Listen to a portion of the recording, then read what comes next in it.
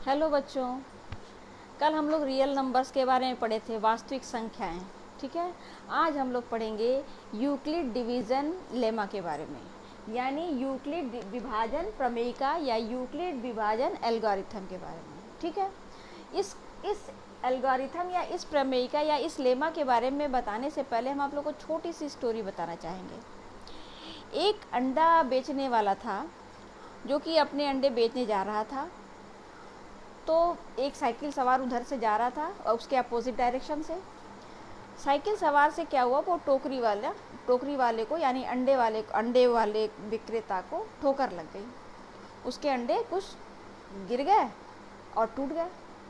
तो जो विक्रेता था वो कहा कि मेरे जितने अंडे टूटे हुए, जितने नुकसान हुए, उसकी आपको भरपाई करनी होगी। तो उसने कहा ठीक है, आप बता दो कि आपके कितने अंडे टूटे तो मैं आपको दे दूँगा। तो उसने कहा कि उसने एकदम सीधा जवाब नहीं दिया कि नहीं मेरे इतने अंडे टूटे थे। उसने थोड़ा सा घुमा करके बताया। उसने क्या बताया सुनिए।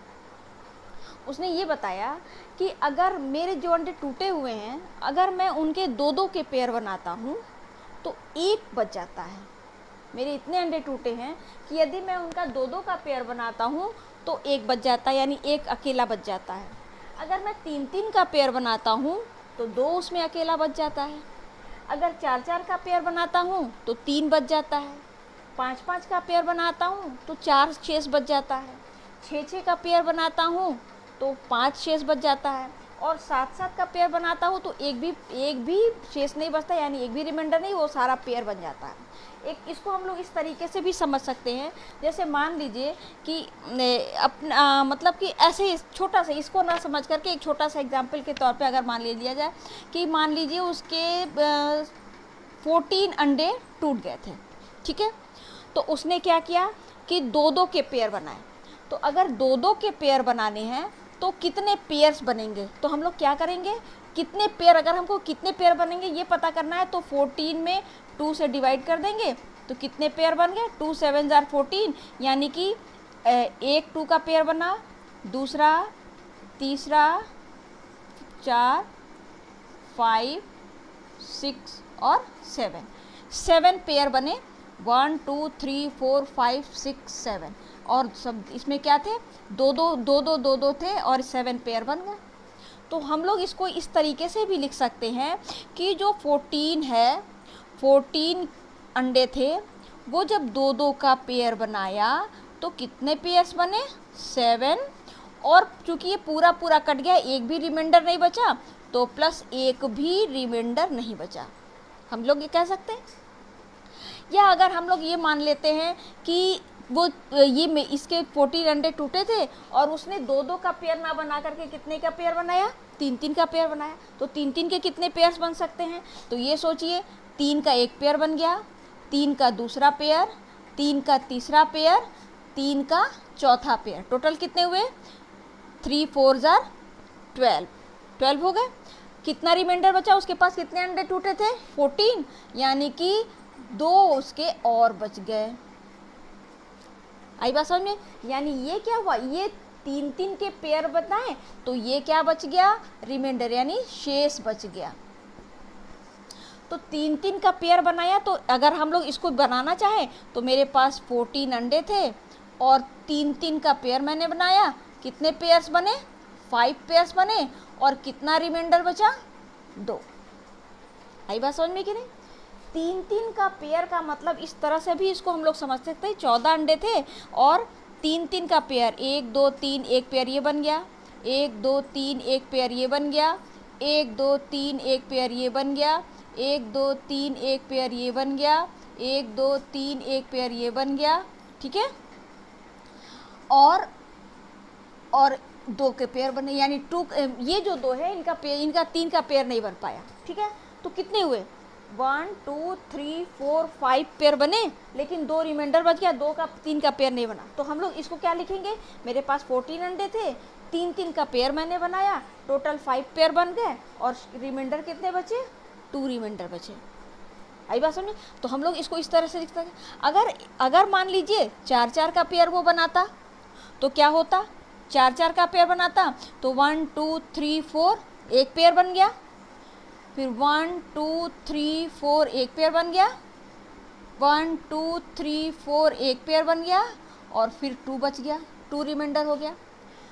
चार चार का एक पेयर और 2 रिमाइंडर, यानी कि 14 इज इक्वल टू कितने का पेयर बनाना था हमें, 4 4 चार चार का पेयर बना था, कितने पेयर बने, 2 पेयर बने, और रिमाइंडर कितना बचा, 2 बचा। मेरे कहने का मतलब ये है कि यहाँ तो हमें पता है कि मेरे पास 14 अंडे टूटे हुए थे मेरे, तो हमने 2 के पेयर्स बनाए तो 7 पेयर बने और एक भी रिमाइंडर नहीं बचा। हम लोग उसको इस तरह से लिख सकते हैं। या अगर हमने 3 के पेयर बनाए तो 5 पेयर्स बने, 2 रिमाइंडर बचा। या अगर इसी 14 अंडे के 4 4 के पेयर बनाए तो 4 4 के पेयर बनाए और 2 पेयर 4 4 के पेयर बनाए, और यहाँ पे कितने पेयर्स बने, 3 पेयर बने, और ये 2 रिमाइंडर बच गया। ठीक इसी तरीके से हम लोग इसको यहाँ पे लिखना चाहते हैं। लेकिन अब यहाँ पे तो चूंकि 14 हमें पता है कि हाँ मेरे इतने अंडे टूटे हैं, तो हम उसके पेयर से बना रहे कि 3 के पेयर बनाने तो मेरे 5 पेयर बनेंगे, 2 के पेयर बनाने तो 7 पेयर बनेंगे, 4 के पेयर बनाएंगे तो 3 पेयर बनेंगे। लेकिन हमें तो यहाँ पता ही नहीं है कि वास्तव में उसके अंडे कितने टूटे थे। तो उसके अंडे कितने टूटे थे, हम लोग ये मान लिया जाए कि उसके ए अंडे टूटे थे। ए का जैसे यहाँ 14 है, वैसे उसके कितने अंडे टूटे थे, ए अंडे टूटे थे। अब ए अंडों के उसने कितने पेयर्स बनाए, 2 के पेयर बनाए। अब जब अंडों की संख्या नहीं पता है तो कितने पेयर बने ये भी हमें नहीं पता चल पाएगा। तो हम क्या करते हैं कि मान लीजिए हमारे पास ए अंडे थे, ए अंडे टूटे हुए थे, किसने के पेयर बनाए, उसने 2 के पेयर बनाए। जैसे यहाँ पे हमने 3 के पेयर बनाए हैं, तो कितने पेयर बने, 5। लेकिन यहाँ पे चूंकि अंडों की संख्या नहीं पता, इसलिए हम लोग पेयर भी नहीं बता सकते कि कितने पेयर, 2 के कितने पेयर्स बने। तो 2 के मान लीजिए कि डी पेयर्स बन गए, तो 2 इंटू कितने हो जाएंगे, जैसे 2 ये 3 के पेयर कितने बने थे, 5, वैसे ही 2 के पेयर कितने बन गए, डी, और प्लस रिमाइंडर कितना बच गया, 1। आई बात समझ में कि नहीं आई। ठीक इसी तरह से अगर हम लोग 3 के पेयर्स बनाते हैं तो टोटल मेरे कितने अंडे, उसके कितने अंडे टूटे थे, ए अंडे टूटे थे। 3 के पेयर्स मैंने बनाए, हमें नहीं पता है कि कितने पेयर्स बने, मान लीजिए ई पेयर्स बन गया, तो ये ई हो जाएगा, और रिमाइंडर कितना बचा, 2। ये बात समझ में आई कि नहीं आई। अगर ये बात समझ में आई तो हम लोग इसको अभी इसके आगे इसके लिखते हैं। ठीक है, ये तो मैंने आपको वैसे ही समझने के लिए थोड़ा सा हिंट दे दिया था।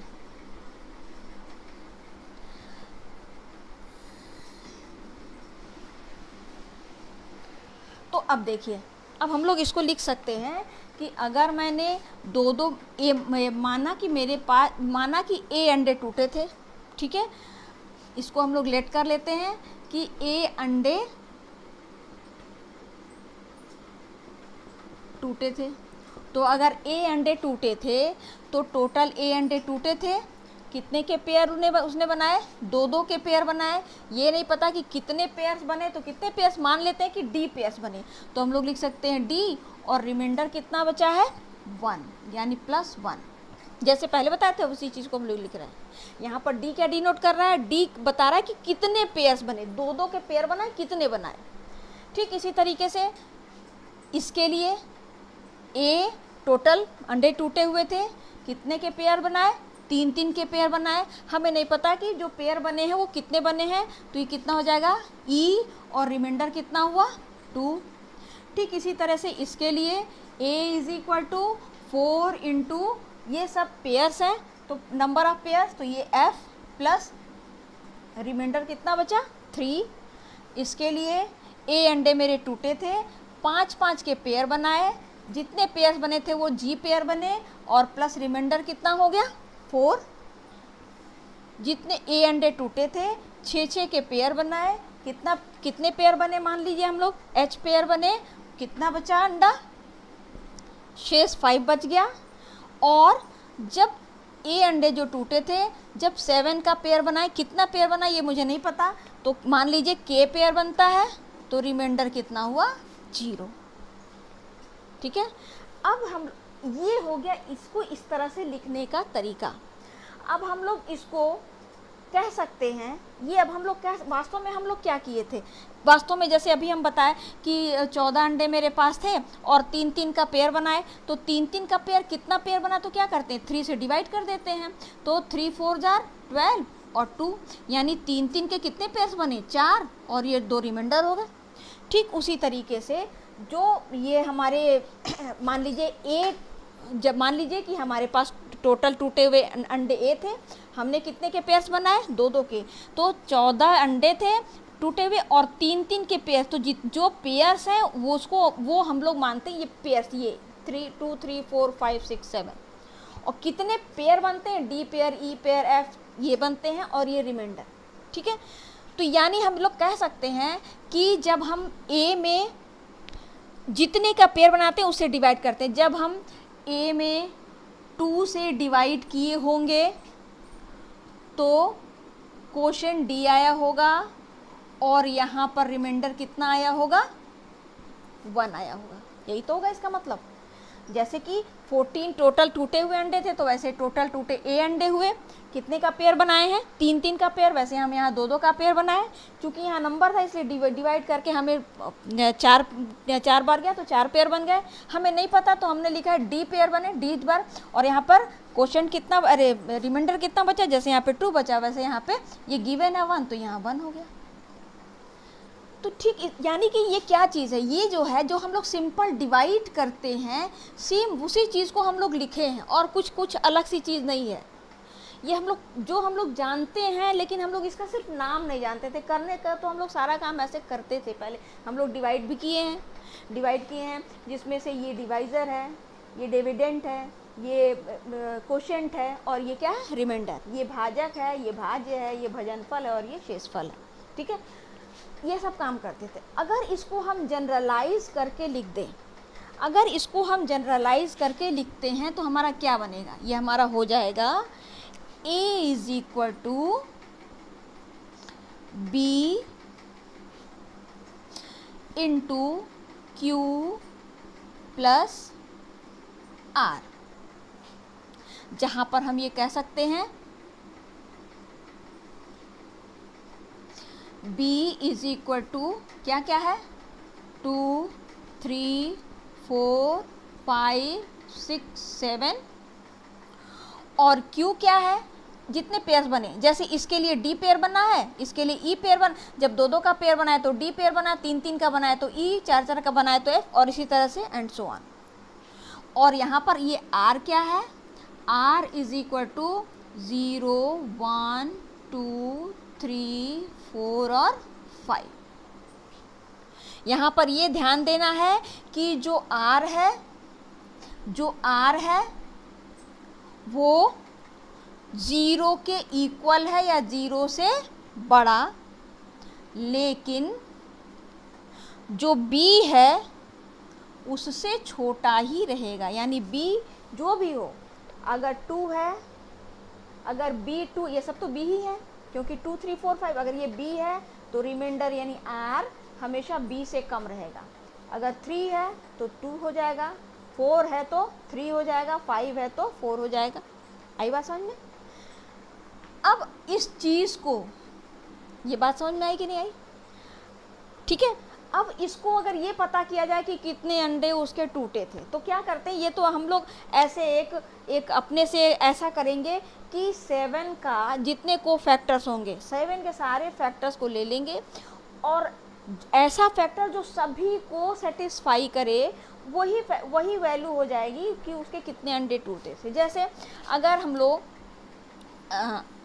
119 अंडे, ये आप लोग अपने आप करिएगा तो आप लोगों को समझ में आएगा। 17 इंटू 7,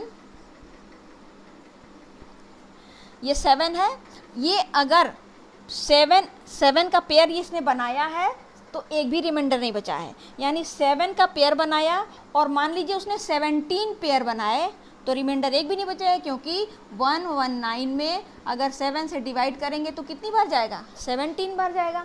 यानी 7 का पेयर बना है, 17 पेयर बना, और ये 119 हो गया और एक भी रिमाइंडर नहीं बचा। यानी कि 7 का पेयर बना है तो कितने पेयर्स बने मेरे ना, 17 बने और रिमाइंडर एक भी नहीं। और ये जो 119 है वास्तव में 7 के तो फैक्टर्स और भी होंगे लेकिन वो इन सारे कंडीशन को सेटिस्फाई नहीं करेगा। तो नंबर हम ऐसा लेंगे जो इन सारे कंडीशन को सेटिस्फाई करे। जैसे 2 से डिवाइड करने पर 1 बचे, तो इसमें देखिए 119 में 2 से डिवाइड कीजिए तो 2 5 जार 10 और कितना हो जाएगा, 2 9 जार 18, 1 रिमाइंडर बचा, रिमाइंडर 1 बच गया, और 2 इंटू डी कितना हो गया, 59। तो 119 ऐसा नंबर है जो कि सबको सेटिस्फाई करेगा। तो इस तरीके से ये आपको अपने आप करके देखना पड़ेगा। आप एक बार अपने से समझिएगा, कीजिएगा, अपने आप समझ में आ जाएगा। तो इस तरीके से उसके 119 अंडे टूटे थे। ये एक सिंपल मेथड है अपने आप निकालने का। वास्तव में अब हम लोग इसको जो हम लोग इसको इस तरीके से लिखते हैं ना, वास्तव में यही जो है वो यूक्लिड का डिवीज़न लेमा है। क्या है, यूक्लिड का डिवीज़न लेमा, यानी यूक्लिड विभाजन प्रमेयिका, यूक्लिड विभाजन। अब इसको हम लोग अच्छे से एक चीज़ और समझ लीजिए, ठीक है।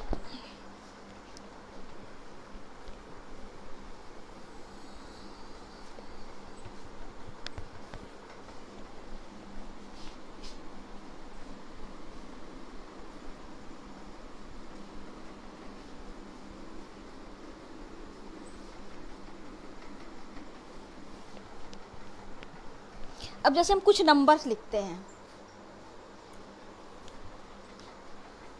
17 6 5 12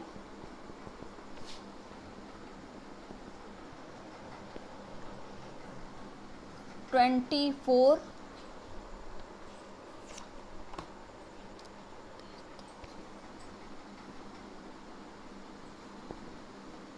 10 3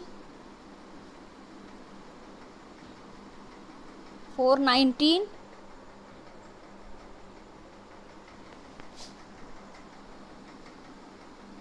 इतना ही, चलिए ठीक है। अब हम लोग इसको देखते हैं, 2 नंबर्स दिए हुए हैं। अब हम लोग इसको हम लोग यूक्लिड फॉर्म में लिखते हैं, जैसे कि हम लोग पिछला लिखे थे। तो क्या है, 17 में 6 से डिवाइड करेंगे, तो 17 में 6 से डिवाइड करने का मतलब ये है कि 6 के कितने पेयर्स बनेंगे, तो 6 2 जार 12 और रिमाइंडर कितना बचा, 5। अब हम लोग इसको लिख सकते हैं कि 17 इज इक्वल टू 6 के कितने पेयर बनेंगे, 2 और प्लस रिमाइंडर कितना हो गया, 5। ठीक है। अगर हम लोग इसको किया जाए तो 5 में 12 से डिवाइड करेंगे, तो चूंकि ये छोटा है ये बड़ा है तो 0 बार ले जाएंगे, रिमाइंडर कितना बचेगा, 5। ठीक है। तो हम लोग लिख सकते हैं कि 5 इज इक्वल टू कितने का, 5 मेरे पास न है और 12 का पेयर बनाना है तो बन ही नहीं पाएगा। जब मेरे पास 5 ही एलिमेंट्स और 12 का पेयर बनाएंगे तो इम्पॉसिबल। तो 12 मल्टीप्लाइड बाय 0, रिमाइंडर कितना बचा, 5। ठीक इसी तरीके से अगर 20 में 4 से डिवाइड कीजिए तो 5 4 5 जार 20, यानी कि 20 इज इक्वल टू 4, जिससे हम जो डिवीज़र है, डिवीज़र का मतलब उतने का पेयर, 4 है तो 4 का पेयर, 12 है तो 12 का पेयर, 6 है तो 6 का पेयर। बात समझ में आ रही है। तो अब यहाँ पर हम लोग कह सकते हैं कि अगर मेरे पास टोटल 20 चीज़ें हैं, उसका 4 के कितने पेयर्स बनेंगे, तो 4 के 5 पेयर्स बनेंगे और एक भी रिमाइंडर नहीं बचेगा। ठीक इसी तरीके से अगर 10 है तो 3 के कितने पेयर्स बनाएंगे, 9, तो ये हो जाएगा 10 के कितने पेयर्स बन जाएंगे, 3 के 3 पेयर्स बनेंगे और एक हो जाएगा रिमाइंडर। अब इसमें देखिए हम एक चीज़ ध्यान दें, 17 को हम लोग रिप्रेजेंट करेंगे A और 6 को क्या कहेंगे, बी। 5 हो जाएगा ए, 12 क्या हो जाएगा, बी। जिससे हम लोग डिवाइड करते हैं, जो डिवीज़र होता है उसको बी लेते हैं, और जो डिविडेंड होता है उसको ए। डिविडेंड मतलब जो भाजक ये और ये भाज्य है, ठीक है। इसको क्या लेंगे, ए, इसको क्या लेंगे, बी। ये क्या हो जाएगा, ए, और ये क्या हो जाएगा, बी। अब आप ध्यान दीजिए कि अगर ए 17 है, बी 6 है, तो ए, बी और इसको मान लीजिए क्यू, और ये रिमाइंडर है आर। ये हो गया आपका क्यू, और ये रिमाइंडर हो गया आर। ये हो गया क्यू, और ये हो गया रिमाइंडर आर। ये हो गया क्यू, और ये हो गया रिमाइंडर आर। ध्यान समझिएगा, अगर थोड़ी दिक्कत होगी तो कमेंट बॉक्स में लिखिएगा, अगर समझ में नहीं आएगा तो हम आप लोगों को फिर से बताएंगे और अच्छे से। अब ध्यान से एक बात ध्यान सुनिए, अगर ए और बी 17 और 6 है तो क्यू 2 है और आर 5 है। अगर 17 है और 6 है तो ये 2 और 5 होना ही होना है, क्योंकि जब हम 6 से डिवाइड करेंगे तो 2 और 5 ही आएगा। इसके अलावा यहाँ ना तो 3 आएगा, ना तो यहाँ पे 5 की जगह कोई और नंबर। यहाँ 1 ऐसा नहीं है कि 6 से हम 17 में डिवाइड करें तो यहाँ कभी 2 आ जाए, कभी 3 आ जाए, कभी 4 आ जाए, और यहाँ कभी 5 की जगह कभी 1 आ जाए, कभी 2 आ जाए। ये चेंज नहीं हो सकता है। अगर हम 6 से 17 में डिवाइड करेंगे तो ये फिक्स है कि यहाँ 2 आएगा और यहाँ 5 आएगा।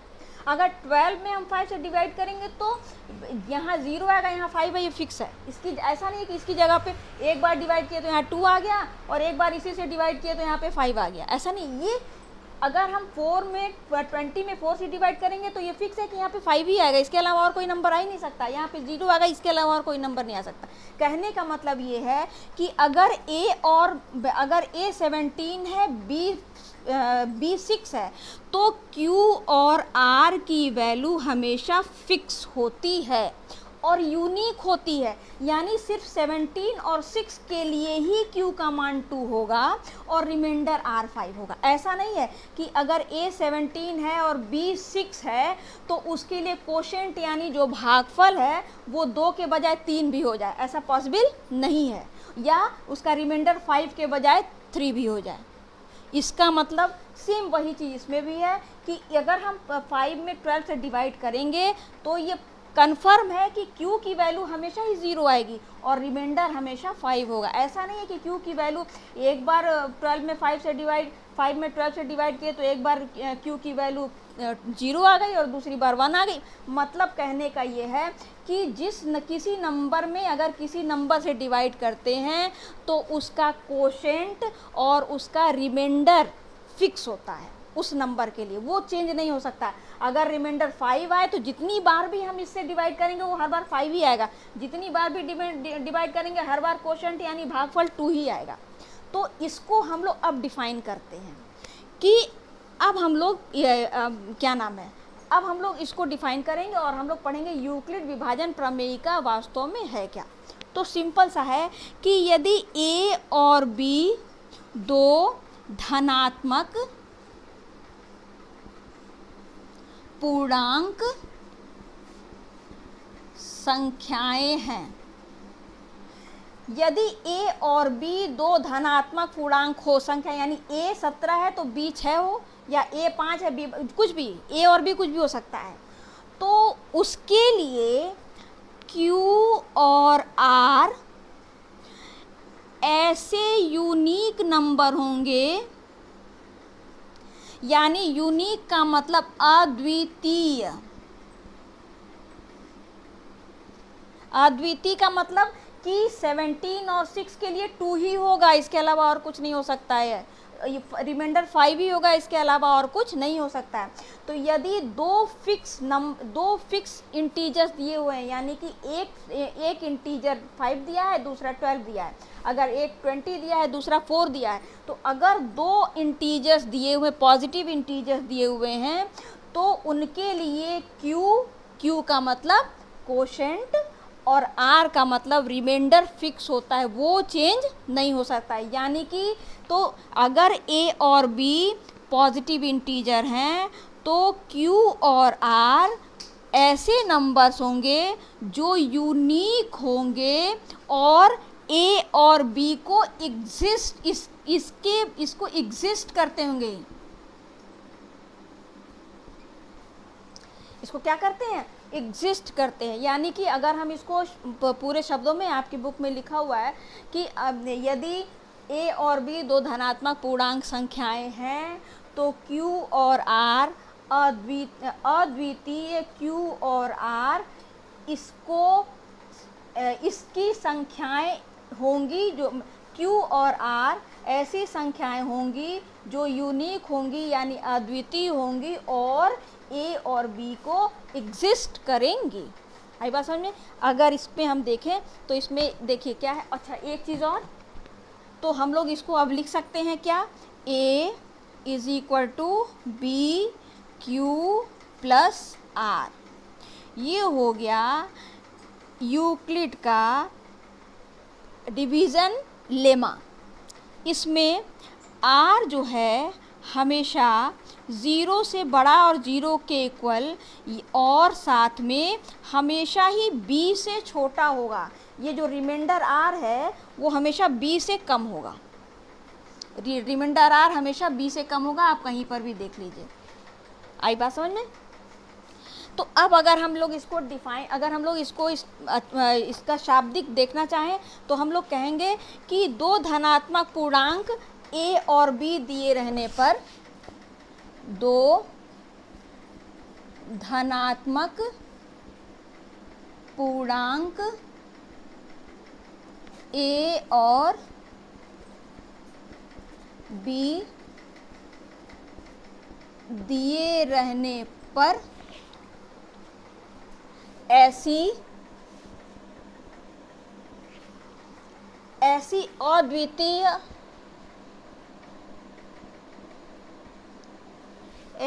अद्वितीय पूर्ण संख्याएं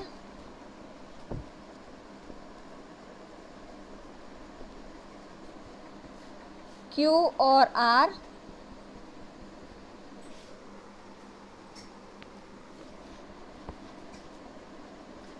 विद्यमान